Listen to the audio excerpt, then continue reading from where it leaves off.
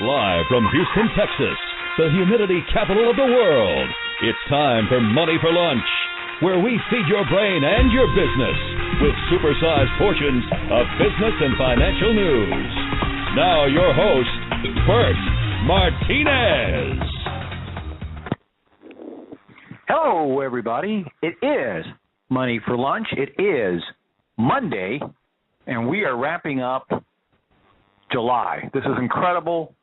I just cannot believe time has flown by so absolutely quick.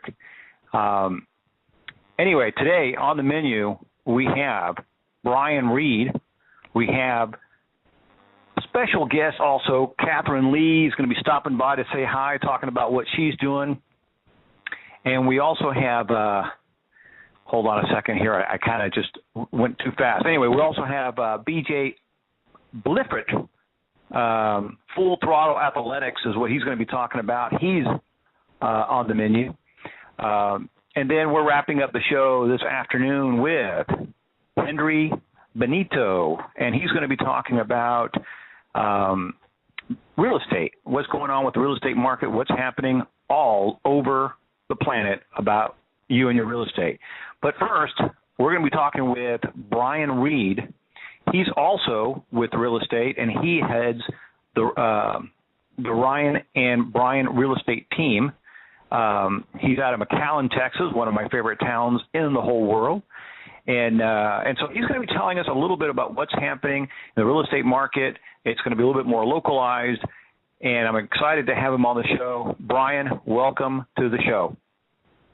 Bert, thanks for having me on. I appreciate it. All right, so how are things in there in McAllen? They're fantastic. Our market's doing pretty well.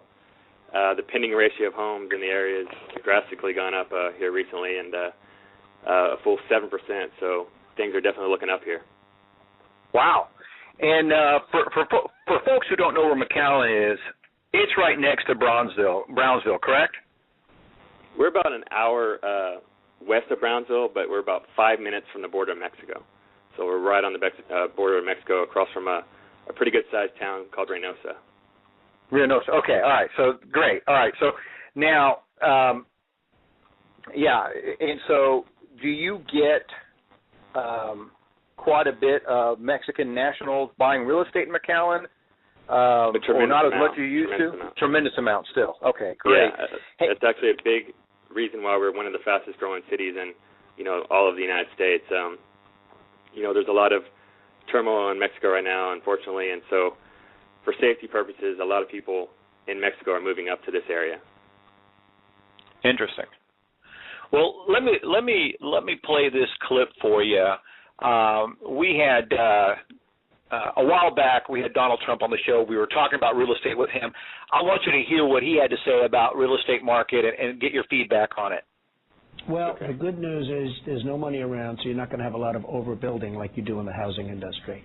They overbuilt 2 years ago, and now they're sort of getting rid, and you can make lots of good deals. If you have money today, you can make lots of good deals.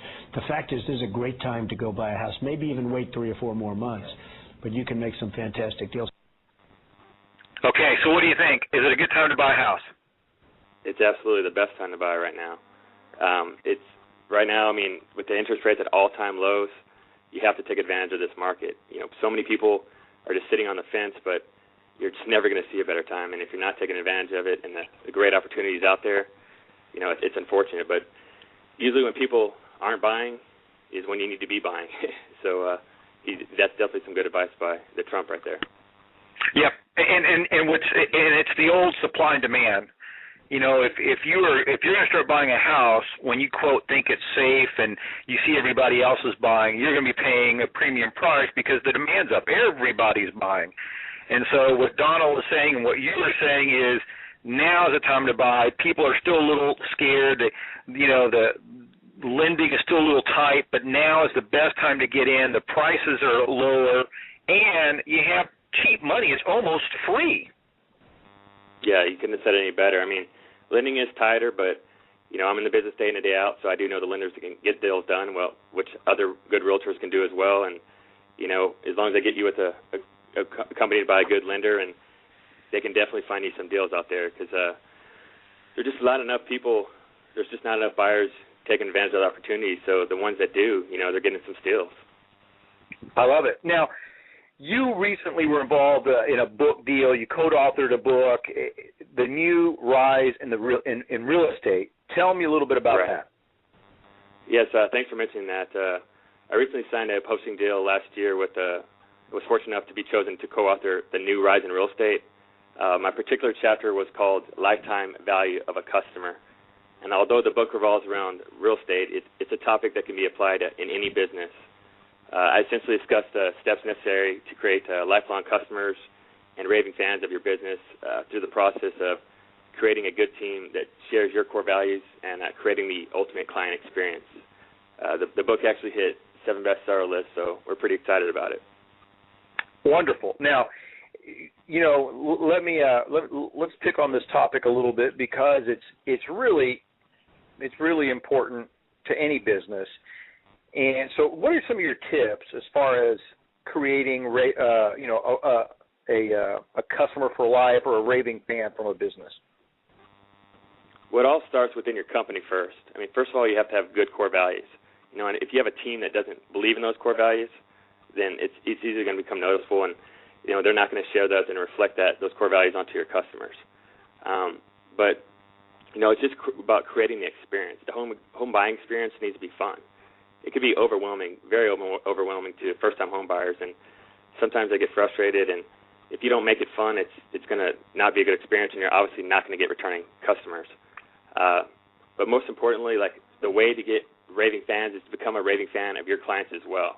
If your clients are going through good things as far as if their kids, just got accepted to school or college, or they just had an amazing football game or whatever, you need to be raving fans of them as well and be in the bleachers cheering them on because, the more you give, the more you're going to get.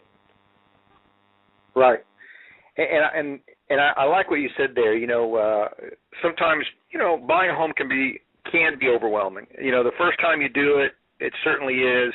The second time you do it, it's not so bad. But, most people aren't going to, they're not a real estate agent. They're not in it day to day. The terminology, the paperwork can be overwhelming.